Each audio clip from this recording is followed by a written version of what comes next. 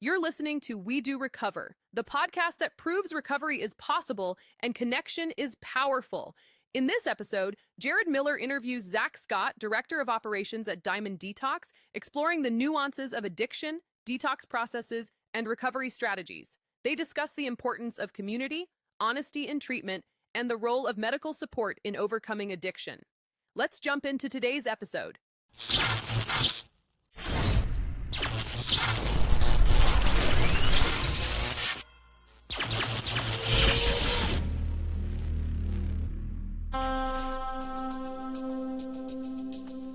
That's actually how I found out Santa was wrong, was not real. Some of my presents would be Z-A-C-H, some would be Z-A-C-K, and my dad is the only one that spells my name with a K. You're like there's something fishy here, you know? Yeah, you're like, something's wrong with Santa. Yeah. Santa can't spell. Either he's slipping, getting a little demented, or it's my dad. So that story's absolutely going in. We're gonna start from right here. Welcome to episode 183, everybody. You heard from Zach. He realized that Santa wasn't real because the name spelling was off. Yeah, you always got to do your investigation. I like it, man. That goes to show what you were like as a little kid, huh? Right. So every time someone spells my name, I'm like, thank you for saying H. The K is a little traumatic for me. Right. Ruined right. my childhood. Ruined Santa for me and everything, man. Yeah. Well, thanks for taking time to stop in and come on the podcast. I'm excited to have you on today. Thanks for having me. I'm stoked. Man, yeah. So usually what we do is just kind of sit back. Most people will share like their experience, strength, and hope. Today, I would love to kind of get your opinions on some certain things and different topics and just kind of see where the conversation goes, if you're good with that. Yeah, I definitely have opinions. And I also I love when people share their opinions through their experience, right? Because typically if you're sitting in that chair, you're a person in long-term recovery. Is that true for you? Yeah, my story is a little bit different than many. Like, drugs play such a small role for me. It's more about the behaviors and the people and the manipulation that came along with it and lingered after it. You know what I mean? I started in high school like most people do. You're like the guy that says, my name's Larry and I'm my problem, or For sure. yeah. I'm my problem and you're my solution, because it's easier for me to manipulate you than find something better within myself to change. Gotcha. Understood. Before we jump into some conversation though, Zach, let's give an acknowledgement to our trusted resources. Our first one's going to be Diamond Detox. I'll let you share a little bit about Diamond Detox. Let the people know about Diamond Detox. Yeah, so I'm the director of operations at Diamond Detox, actually. We are a social detox program. Our average stay is about 5 to 7 days. Alcohol, opiates, whatever you got. Whatever's on get board. off of it. Exactly. We got a phenomenal medical team. We just opened our new facility. So we have bigger rooms, more beds, more space, amazing food. And, our job is to get your head kind of clear before you really get into your journey and do the work. Absolutely. Well said. And I love that you guys are an independent detox. Like, what you do is you just specialize in detox. Yeah. Got case managers to help them find treatment afterwards. We'll help you get to where you need to be, where you want to be, get your foot on the path of the road that you want to take. Love it. Located in Roy and Kaysville, Utah. So if you want to reach out to them, give them a call at 385-988-5332. You can also check out their website at diamonddetox.com. Our second trusted resource is Renaissance Ranch. Renaissance Ranch is a gender-specific treatment center. I believe that they're working on a women's program. I know they have a women's program up in Idaho, but throughout Utah, it's mostly a men's facility. They have a residential in Logan. They've got a residential in I think Bluffdale area. Bluffdale, yeah. Thank you. Down in St. George, we have a residential down here in St. George, and then they have outpatients stretching throughout all of those different locations. So and they have an awesome medical clinic in Sandy Draper area that offers incredible resources. Yeah, buddy. I didn't even know about that. That's cool. Yeah, they have awesome providers. They'll help with long-term MAT injections, whether it's Vivitrol, Sublocade, Brixadi, what have you. They got an awesome team. It's rad. So if you're wanting to learn a little bit more about Renaissance Ranch, you can give them a call at 801-308-8898 or check out their website at renaissanceranch.com. All right, Zach, give us a little bit of background. Like Zach Scott, Okay. where do you grow up? You know, like are you a husband, father? Let's get to know Zach a little bit. Most important thing is I am a father and I am in an amazing relationship. I have 4 kids now, 17 down to 1, 3 girls and a boy. They are the coolest things that have ever happened in this world to me. And my girlfriend, she is an incredible, incredible partner, incredible mom. I love living life with her. Like she just bends the world to her will. And she speaks, the universe listens is kind of my mantra for her. Incredible. I grew up in Orem, Utah, mostly in a family of very high performers, mainly athletics. My family and basketball, they are hand in hand. They are synonymous. It's what we do. So when you say great basketball players, a lot of them go to college, professional. What level are we talking? So my dad is 83 years old, and the dude still volunteers essentially to be an assistant coach at a junior college in Texas. Wow. He's flying out tomorrow to go to LA to go hang out at the LA Sparks camp that they're doing. And my sister's the general manager for the LA Sparks. Wow. My brother's played on every continent except for Antarctica. My dad played pro when he was younger. So it's just like, it's ingrained in us, you know. When my brother was born, my dad tells a story that my mom was in labor and he went to go grab a basketball so he could imprint on it, you know, before he imprints on mom or dad, imprint on the basketball, you know. So that shows the love that your dad had for basketball. Oh yeah, it is deep. Yeah. It is a deep-seated love and passion, which is cool. Like it gives him purpose. It gives many of my siblings purpose. For sure. And, you know, purpose is important for everybody. I didn't have that purpose when I was younger. My grades were never good enough to excuse my skill, and my skill was never good enough to excuse my grades. Yeah. You know what I mean? Oh, yeah. So I just was on that cusp and just played for fun, and it was great until it wasn't, you know, until that wasn't my passion anymore.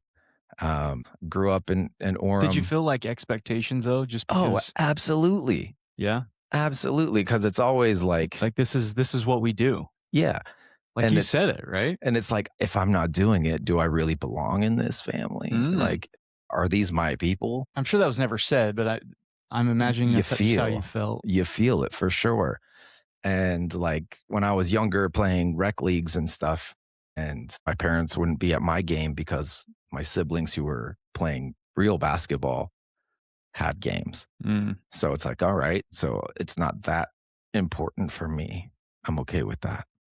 Got you. Yeah. Got you. So you also, something about you shared that you're the director of operations. Yeah. Okay. I just moved into that position about a month and a half ago. With Diamond Detox, I've been their nursing supervisor for the past year or so. I'm a registered nurse. I'm a master's prepared nurse, as well as a substance use disorder counselor, and I'm in school to become a psychiatric mental health nurse practitioner as well. That's a lot. Right? Yeah, I want to collect initials because why not? You know, and if you keep going to school, you don't have to pay student loans back, so it's kind of a racket. Got you. Yeah. Just keep them piling up. Yeah, one of these days a president will come along and excuse them. Well, right. I mean, we've already kind of had that, right? Nice. One typically doesn't get into this field unless they do have a story themselves. You kind of touched on childhood, and I don't want to make it the whole episode because we got some stuff we want to talk about, but give listeners that don't know you kind of a brief overview of what that looked like for you. Yeah. So for me, I was in high school when I started messing around with things, and it was just kind of the thing that you do, especially when you're not involved in the family thing. And my family my brother particular had a reputation in town. And so that reputation attaches onto me as I go around and it follows me, you know, but I started dabbling around. And like a good reputation or a bad reputation?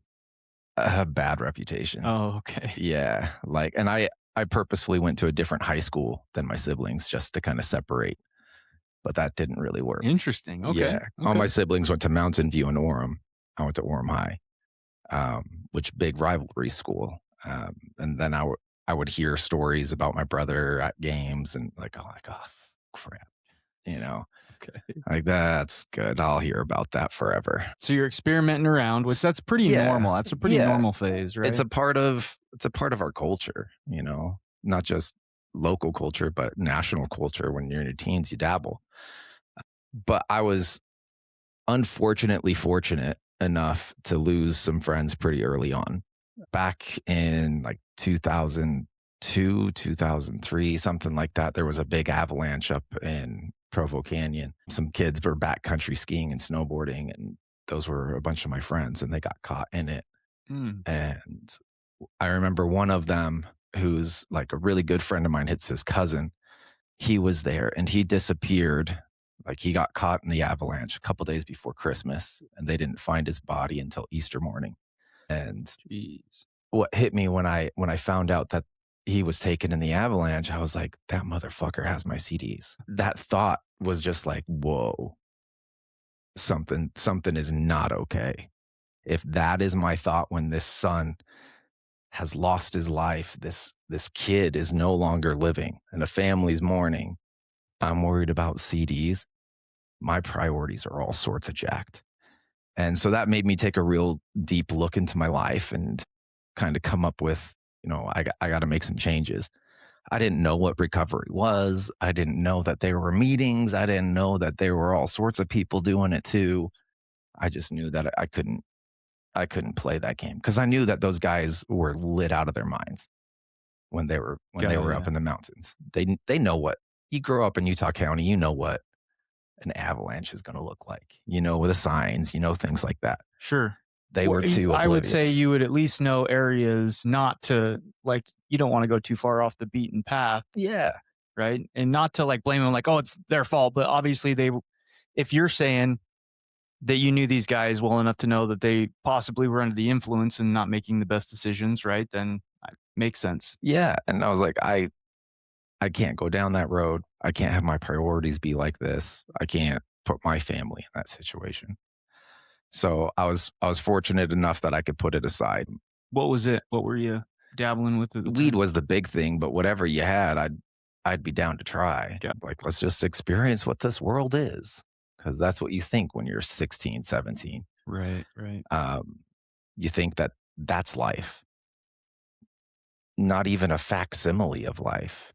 Well, the crazy thing I feel like is if people would just tell you the truth, it wouldn't be like so appealing. Like I remember the whole dare and I had this thought in my mind that like if I smoked weed one time, all of a sudden like I was going to die or something. Like it was going to be this terrible thing. So then, of course, peer pressure, right? Like after the first time I used marijuana and like the world didn't end and I just laughed my ass off and ate a bunch of cereal. I was like, okay, this can't be that bad. And the negative reinforcement of that is like, if this wasn't that bad, the other stuff that must nothing not be, is right. Exactly. Right. Everyone's been telling me a lie on everything in life. Yeah. As a high school kid in your best developed mind, that kind of is the story. Yeah. Or at least it was in my case. Yeah. Like you realize that it's not as dangerous as upfront as people say. Then you feel like, oh, either I'm invincible or the world's full of shit. Listen, when I was 16, I for sure thought I was invincible. Oh, yeah. So that's possible. We would jump like from one car to another on the freeway. Like, we're not dying. that might be been a little bit crazier than some of the stuff that I did. But yeah, man. Yeah, no, I get it. So did you use the meetings? Did you like, so what did your I guess recovery beginning look like? Like my drug recovery was like I was just able to fortunately put it aside just because that big event scared the crap out of me. And I started to not associate with people or not go out with people as much and just kind of isolate more to myself. I didn't know what recovery was. So I stopped using when I was about 18 and a half. Okay. But I didn't find out what recovery was until I was about 22. How did you uncover it? How did you get into the field? How did you So take an interest in it? I always I was always interested in the mind and what made people people and who they are. And I always wanted to work in psychology in some way. But then I went on an LDS mission and heard all the sad stories in the world. And I came home and I was like, I never want to hear Another sad story. I never want to hear a sad story. I never want to be involved in people's lives ever again. Where did you go? I went to Argentina, and some of the areas that I was in were pretty poor. A lot of violence, some just not the best spot for certain things. A lot of unhappiness, and I was like, I don't want that anymore. I can't. I'm a tender person. I've learned to build walls to protect myself, and not just walls of protection, but walls of protecting who I am, and more like boundaries.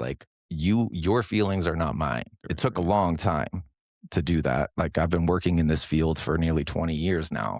I'm not perfect at it. Some people break down those boundaries, or transference, countertransference, all of that fun stuff. But when I came home from my mission, I was doing the good LDS thing. I was going to get married to the high school sweetheart, all that.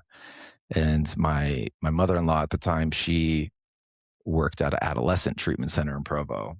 And she was always like, come apply, come work with me, blah, blah, blah. And I was like, no, Wait, so you did get married? I did. Oh, okay. I did shortly after I got home from my mission, and about 7 months after, something like that. Okay.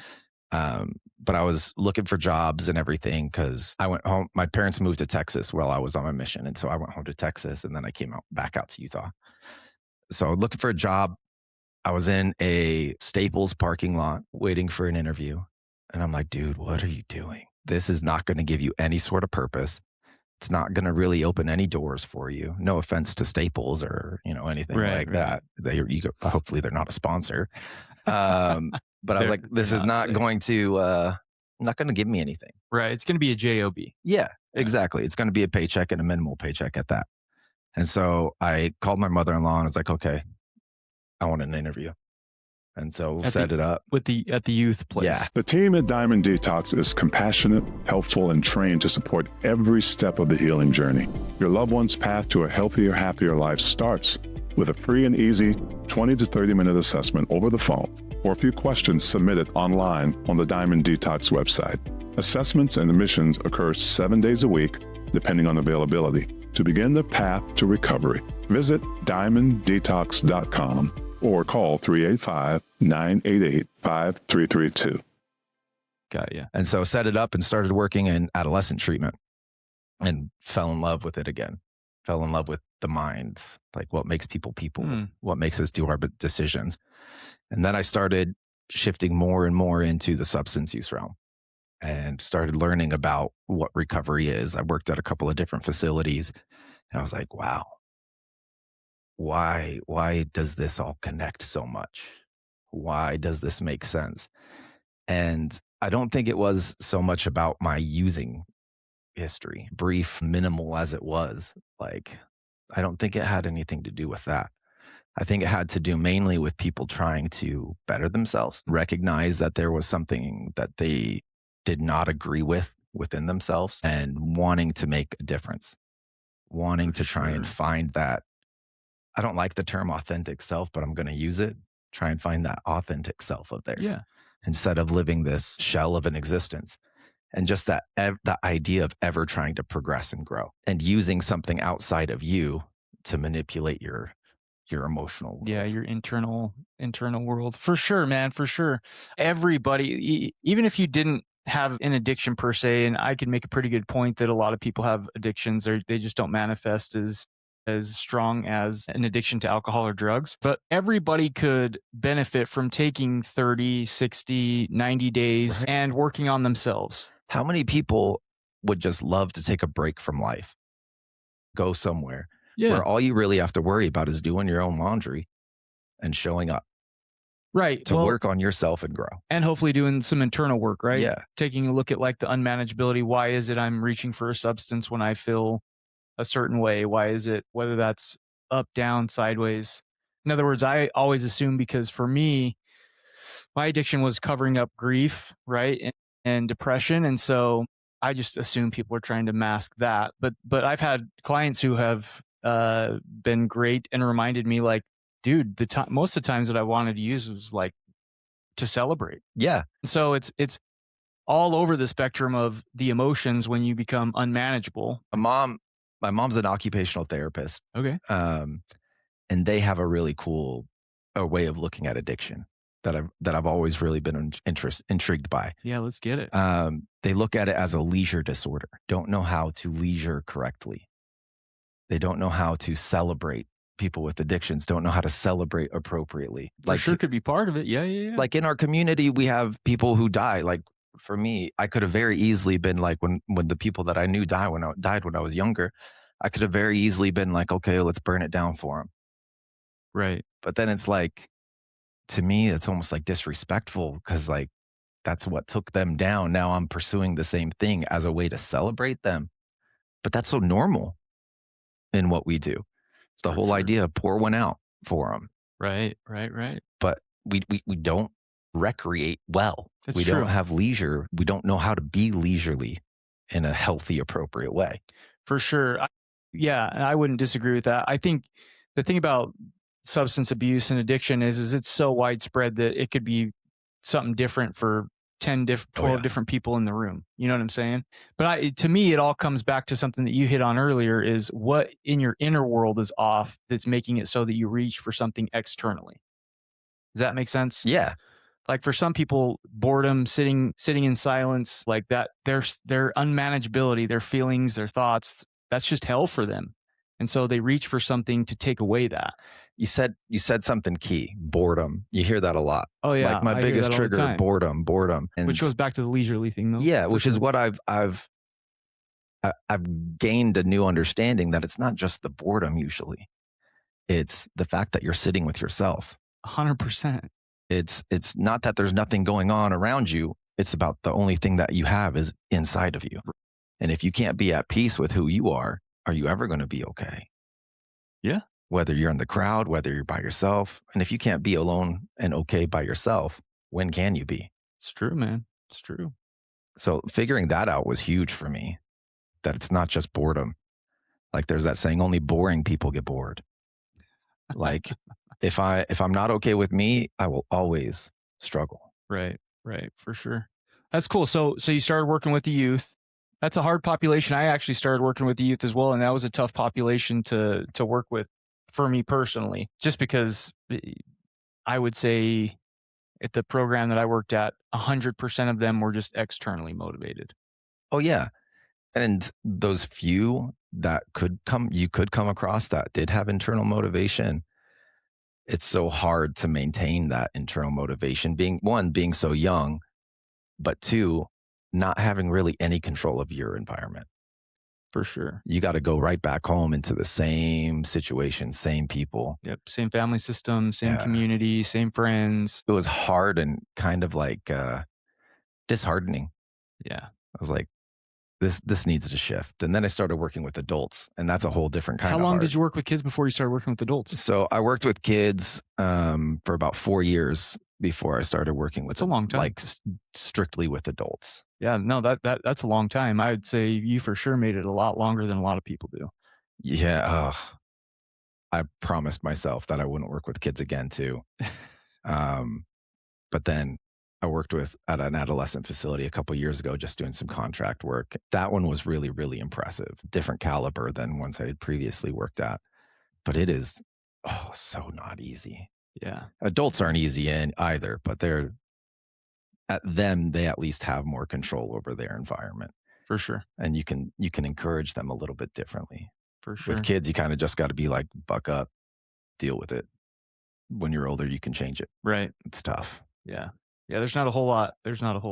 So when you started working with adults, what did that look like? So I started working at my first substance use adult facility was in Provo. Well, I guess Sundance, at a pretty big facility. And that was a very, very cool experience. The staff that I worked with made everything. You're nothing without your team, right? Oh, yeah. That's huge. And so I learned so much.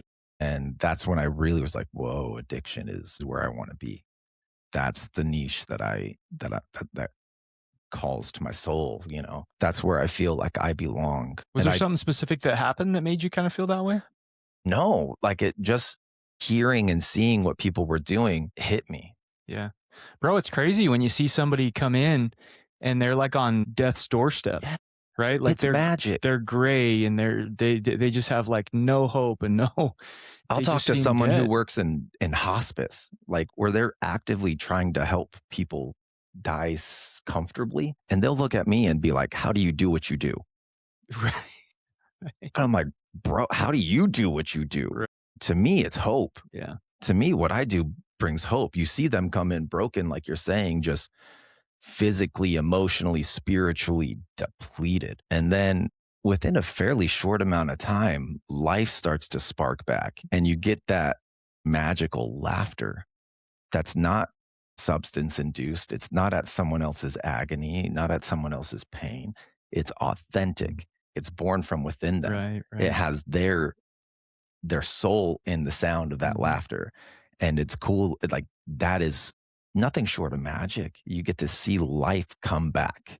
When we, at Diamond Detox, we just moved into a new facility in Kaysville that you mentioned. And it used to be an assisted living and hospice. And so before we opened the doors to, the population that we treat, I had a shaman friend of mine come in and shift the energy. And I was like, I want you to come in. I want you to kind of repurpose the soul of this building. Yeah. Help it go from helping people exit this world safely, happily, to starting to trod this world, walk upon this world with direction, with purpose, with hope. And he's like, all right, I got you. That's cool, man. And so we wanted to make the space have that energy shift. Yeah. Like, I believe that treatment centers are living and breathing. Everyone that comes into a facility, to a program, they're either adding something or taking something away. Yeah, 100%. Dude, I've been to a lot of different treatment centers, a lot of different providers, and you can tell like the energy of a place. Oh yeah. Like the ones that, and I hate to say this, but there are some bad players in the industry, and the ones that are just in it for the money. You walk in, it's minimal staff. You got people walking around, they're trying to find the person to get meds. Right? It's 2 hours past when they were supposed to get meds. Like it's just kind of, the energy is chaotic. The energy is negative. It's not great. You can tell when it's a cash grab. Yeah. And then you walk into a place like the trusted resources that we have on this podcast, and it's different. It's people helping people. It's, it's people excited to go to work and to be able to help that individual get their life back on track and make their plans to do whatever's next for them, whether that's from detox to inpatient, whether that's inpatient to outpatient, whether that's outpatient to an individual therapist and back to life, whether it's working with their family to kind of reintegrate, like the people I would say make the biggest difference. Like I've literally dropped somebody off at a treatment center and they walk in and it was a bougie one. It was up in the Park City area. And this lady starts crying, bro. Like I walk her in the door and she just starts bawling. And I'm like, you okay? You good? Like what's going on? And she goes, I don't deserve to be here. Like this place is beautiful. Like I don't deserve to be here. And you can have those gorgeous facilities like that. Yeah. But if you don't have the staff to back it up, right, then it's just a shell. It's just a shell of a place. And this facility had the staff to back it up for sure. They greeted her, reassured her that she was in the right spot and she absolutely deserved to be there. But those experiences they're worth more than a dollar amount can provide. Absolutely. Yeah. And you can see through the show. Like in addiction, we train ourselves to see through the bullshit. Oh yeah, for sure. And we could tell. For sure. And like at Diamond Detox, our unofficial official motto is people helping people, as you mentioned. And like that's what the soul of these programs should be. Like you look at 12-step background, that's what it was. Yeah. The whole idea of Bob and Bill together, people helping people. One addict helping another. Yeah. Even before that with Oxford houses, people helping people. We can't do this alone. We're not designed to be alone. We are pack animals. We are not supposed to be isolated, individualistic. We are supposed to be collective and in some form of unity with one another to help better ourselves and better our community. Yeah. Yeah, well said. Okay, Zach, so question for you. For the people out there that don't really understand the different levels of care, right, and the goal of the different levels of care, you primarily, right now, you're the director of operations at a detox facility. Mm-hmm. So talk to me or talk to the audience about, like, what is the goal at that level of care? What should family members like know ahead of time? You know, what important things should they look into or consider before putting a loved one into a detox facility? So before I even started working in detox at Diamond Detox, particularly, I knew the owner, and my brother was needing some support, and so I called up Jordan. I was like, "Yo, my brother needs some help. Can we make this happen?" And the brother that was infamous back in the day in school. Yes, it caught up to him. Go figure. It caught up. But we got him out from California to come to detox here because I knew he needed somewhere non-sterile, not hospital-based, not judgmental, and not overly pushy. So explain that to the listener. So what I mean by sterile is that hospital-based, like, let me just lay down in a gurney. He's like 7'1".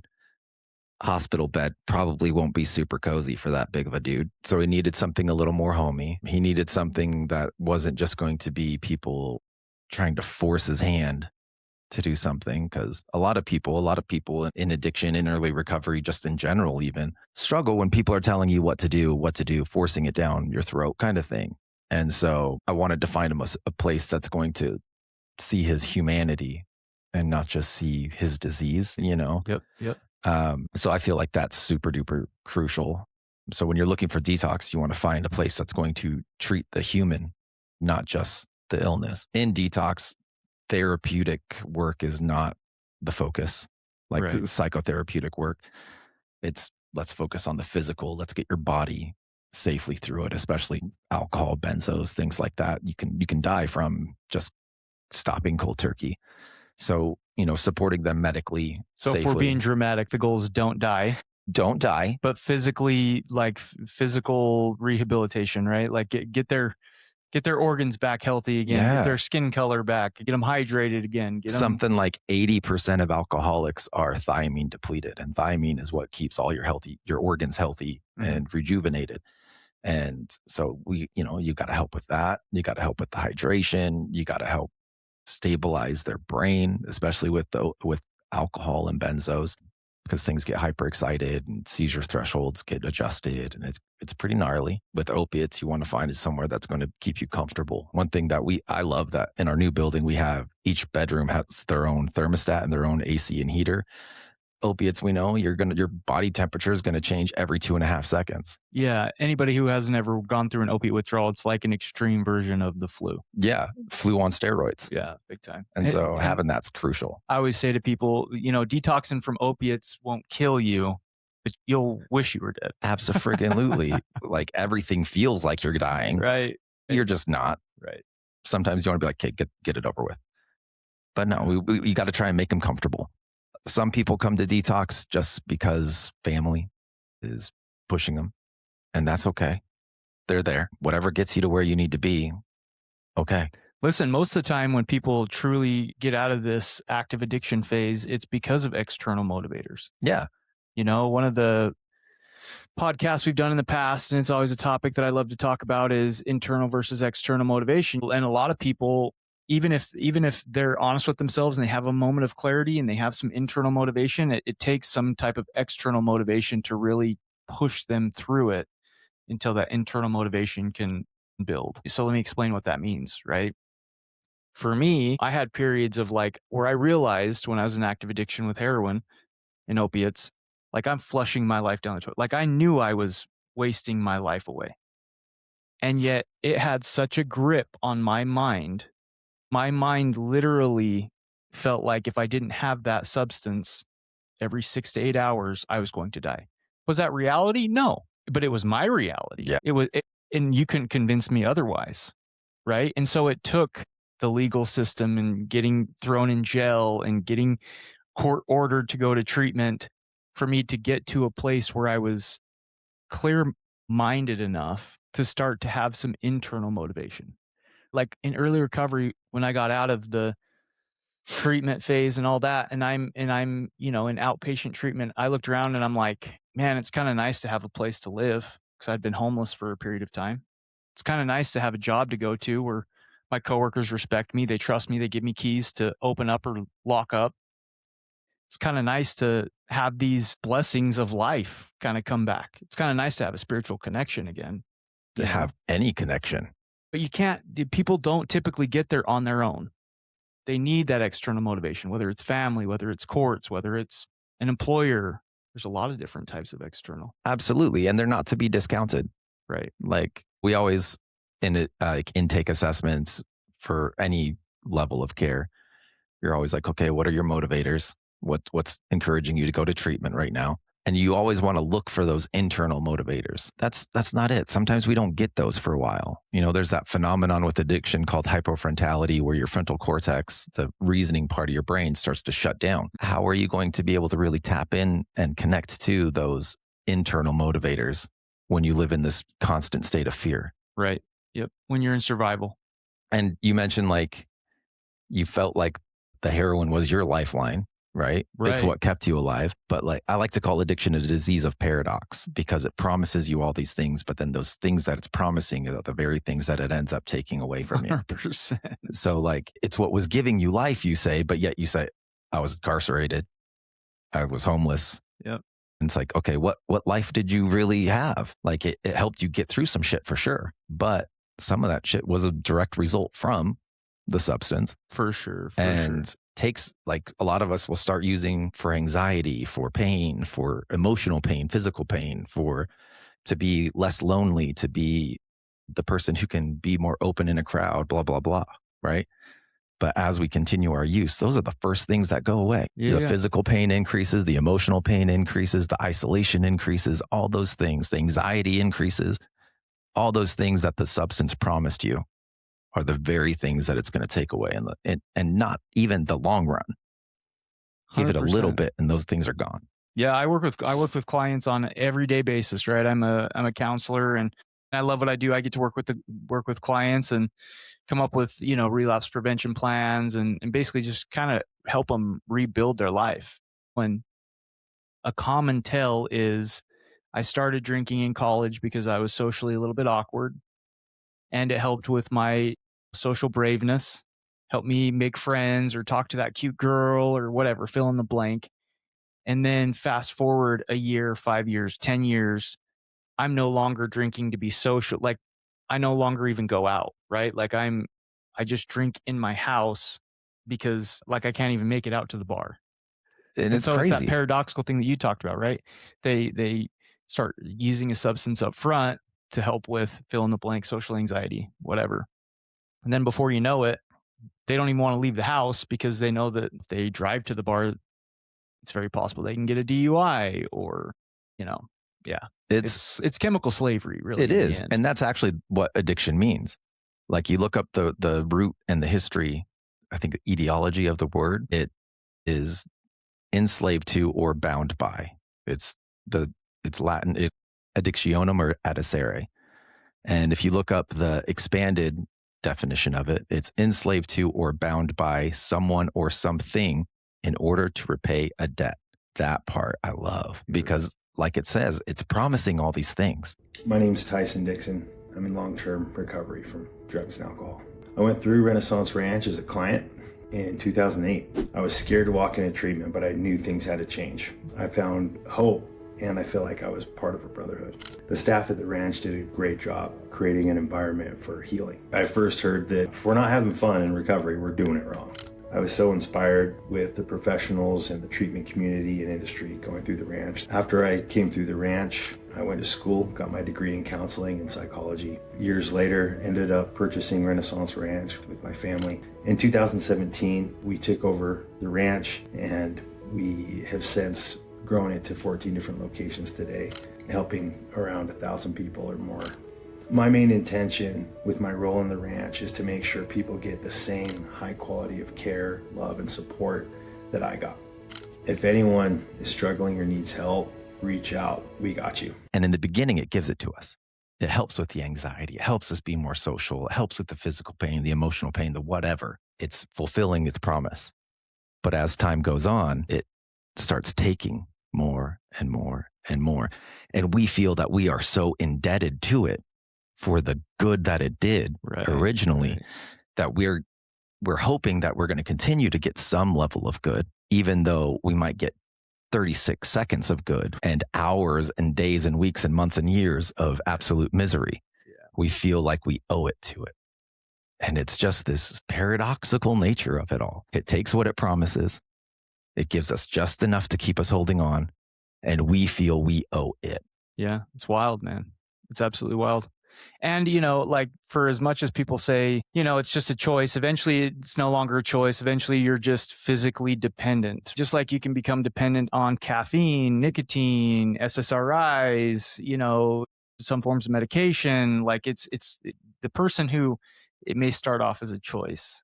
It doesn't end as a choice, right? Eventually people are just dependent upon that substance, which is why detox is a huge part.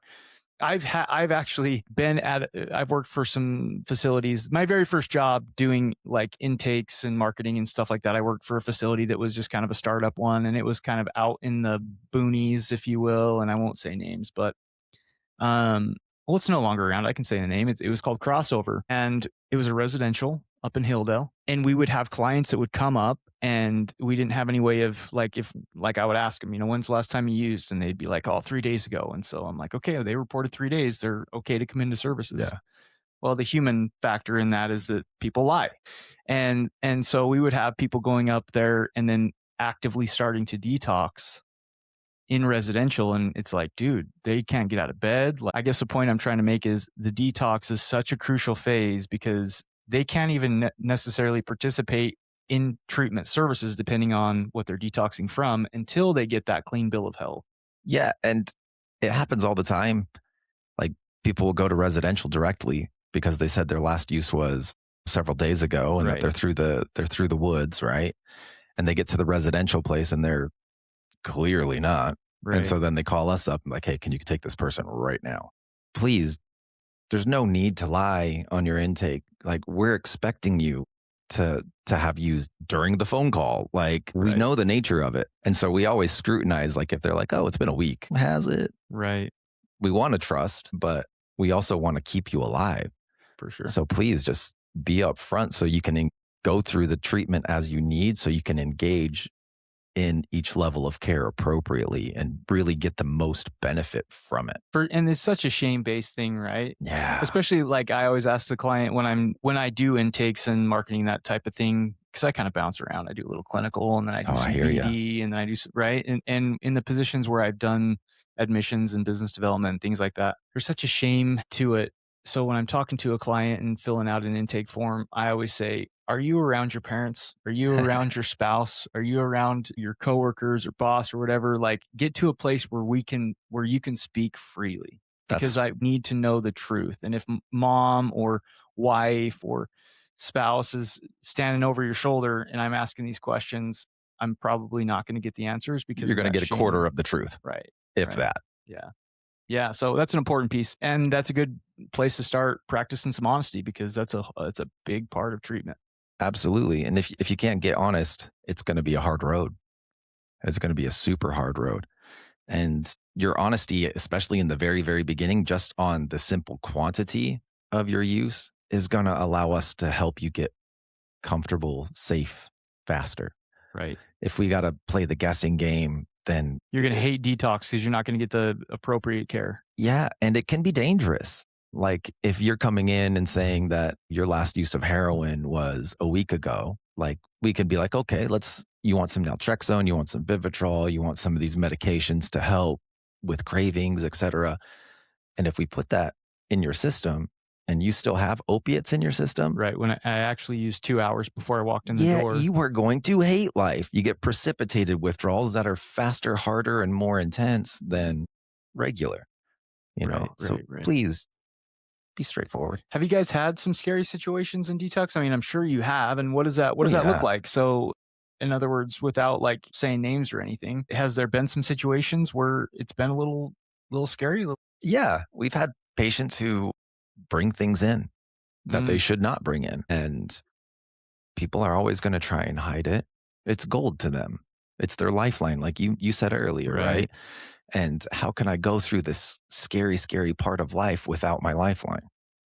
And so they bring it as the safety blanket. And are there protocols to like check the room? Like how do you guys go about trying to deter some of that? Well, right now we have an intake room in our new facility, so we don't even do admission or intake in the patient bedroom anymore. So that limits a lot of the opportunity to hide things and get things past us. Yeah, you got to search all their stuff before they come in. Yeah, but people are clever, to say the least. When they're properly motivated, they can do just about anything. Right. And, your body has some cool places to hide things.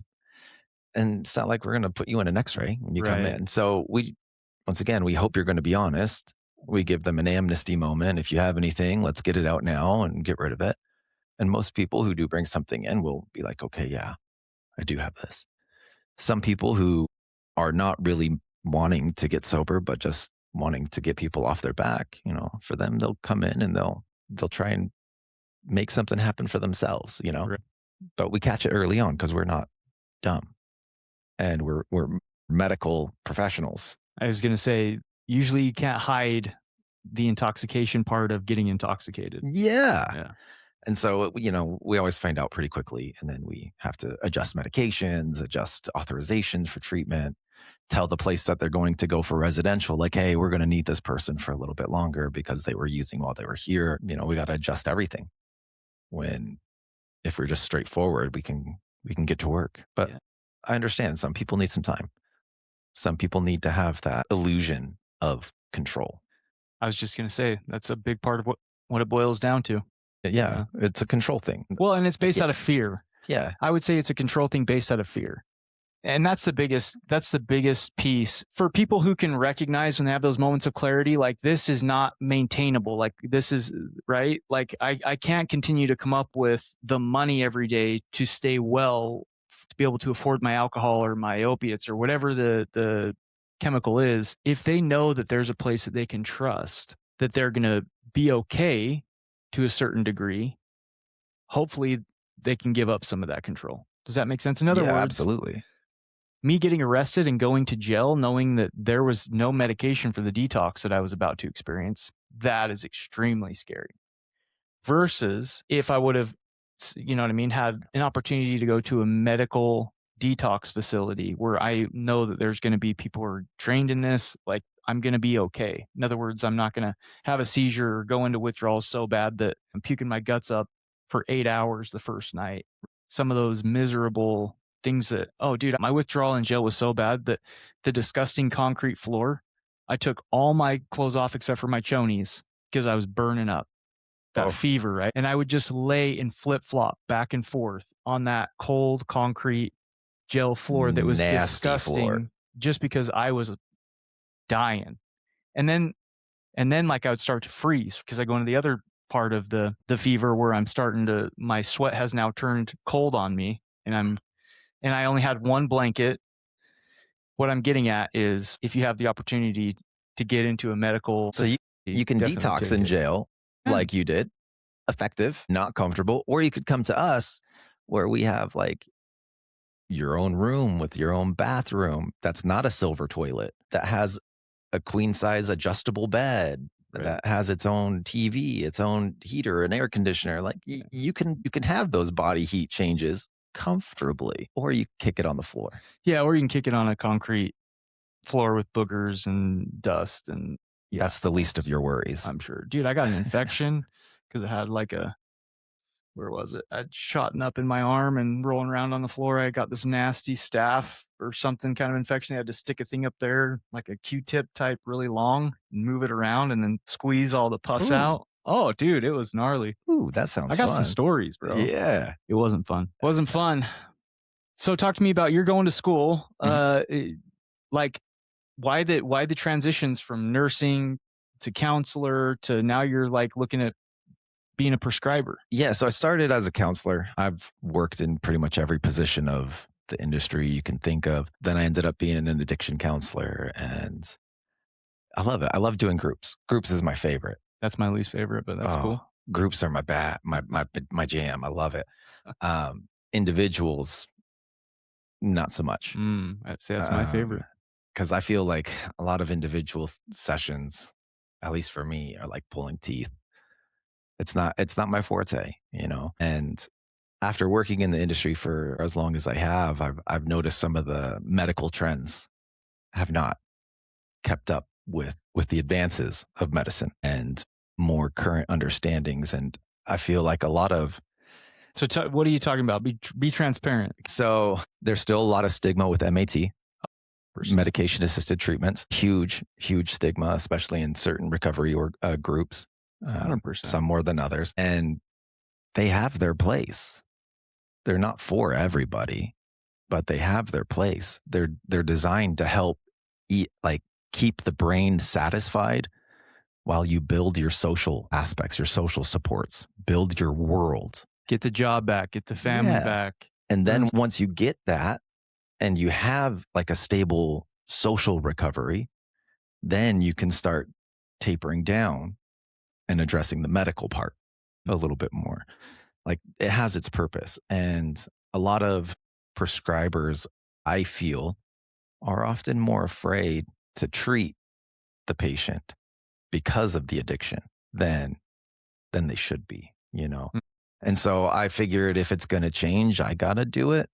Yeah. Some of the best doctors that, in my opinion, some of the coolest, most down to earth, like people that don't take themselves too seriously, that genuinely want to help human beings are addiction medicine doctors. Absolutely. Because they know that you are basically trapped inside of yourself.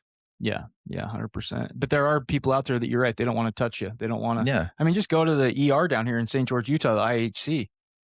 I'm probably going to get cancel cultured for this, but bro, they don't want. If you go in there and you're in a detox from anything, they don't want to mess with you. Yeah, because they're afraid of their license getting revoked or having something tainted on their license, because a lot of the things that you would use to treat, or that we can use to treat, you know, withdrawals and things like that, are more narcotics. And they're like, if I'm in the ER, it's only a short stay. I'm not going to give them something that's just going to perpetuate. But why do you think, and I can understand that totally, and I can respect that, because doctors and medical providers go to school for a long time.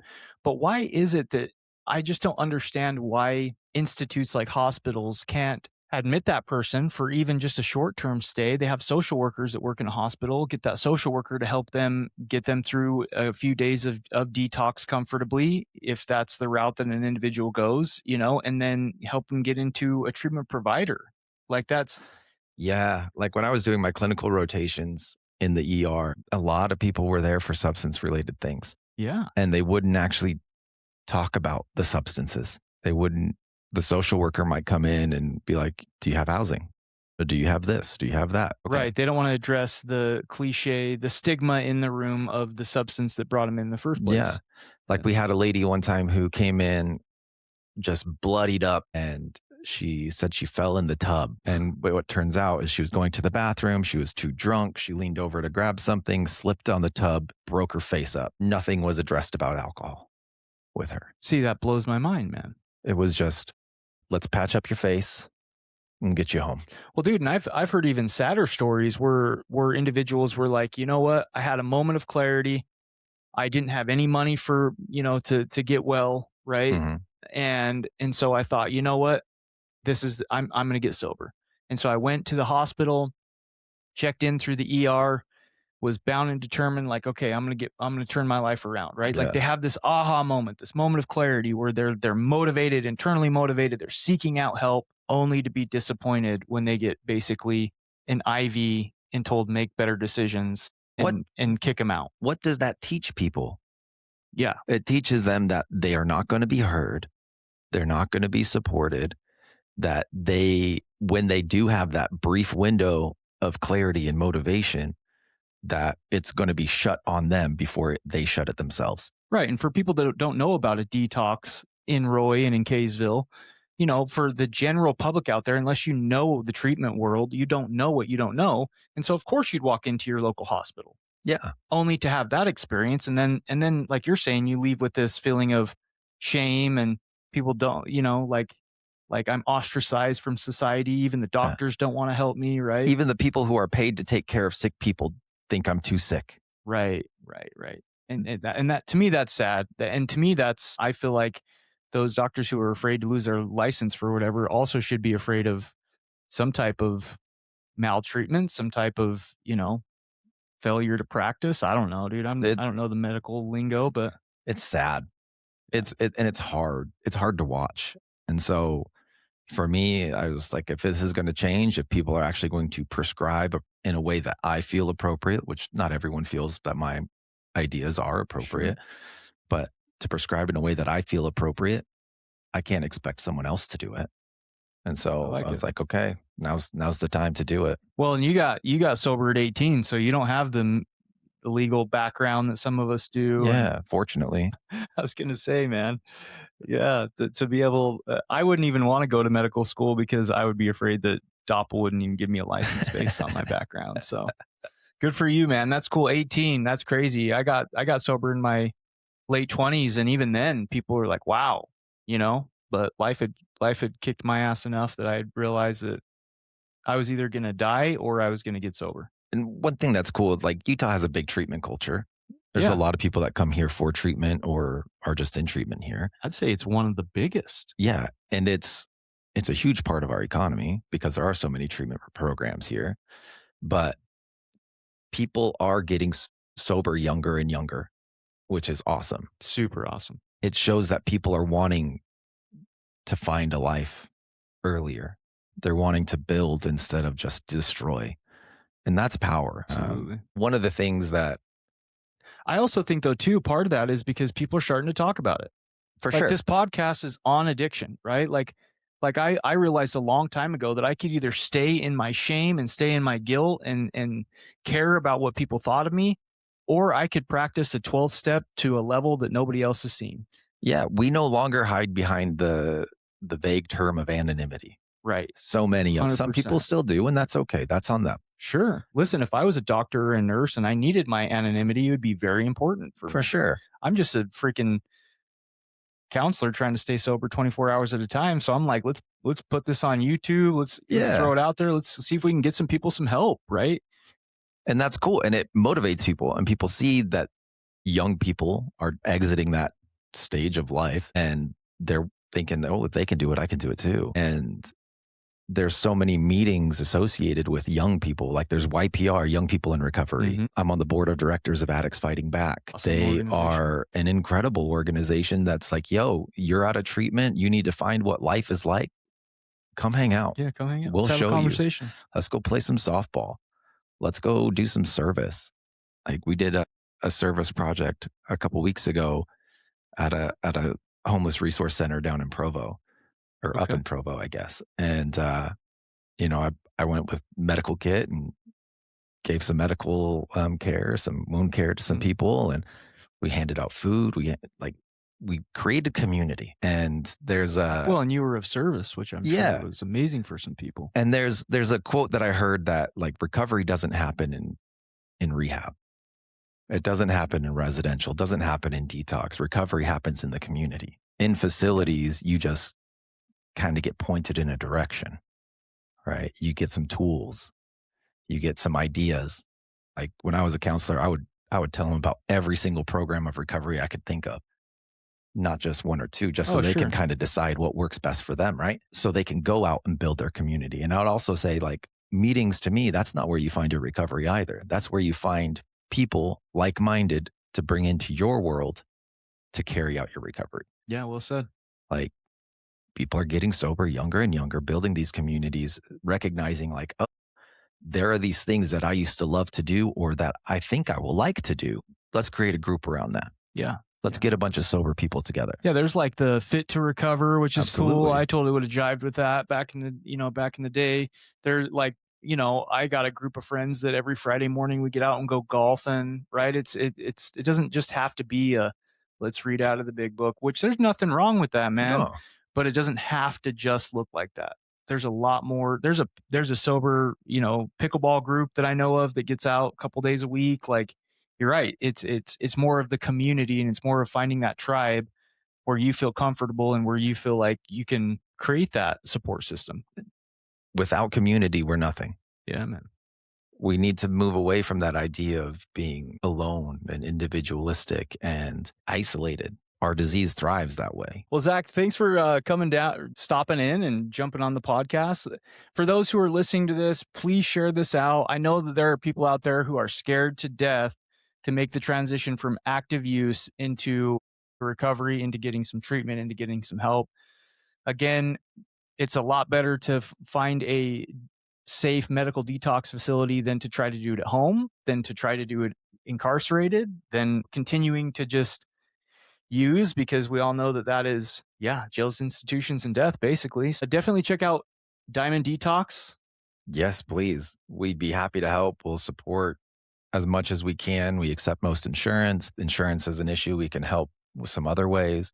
Bro, I love you guys. I love that, they'll send a freaking Uber to come pick you up if you don't got to, Absolutely. like, above and beyond. They drop people off at the doorstep of treatment centers, which is cool because sometimes people can get lost between the detox and the residential. So we want to remove as many barriers as possible. If you feel like you have a barrier that's going to keep you from coming to treatment, that's going to keep you from detoxing safely, call us. We'll see how we can help remove those barriers and make things possible, because your life is worth it. Absolutely. And you know what I love about the podcast thing is people get to know you a little bit, and they get to know Shay and they get to know Jordan. And for me, like you said at the start of this thing, like that's a big part of the magic is the people who work in the organization. And so just to have you guys come on and get to know you and your personalities, and dude, you're a smart cat. Like I would definitely, if I was listening to this, be like, that's a guy that I could jive with. So thanks for coming on, man. Yeah. Thanks for having me. I'm always down to talk some recovery, talk some life, and see how to make people bridge the gap from where they are now to who they want to be. Absolutely. Well said. Check out Diamond Detox at diamonddetox.com. This wraps it up for episode 183. Thanks.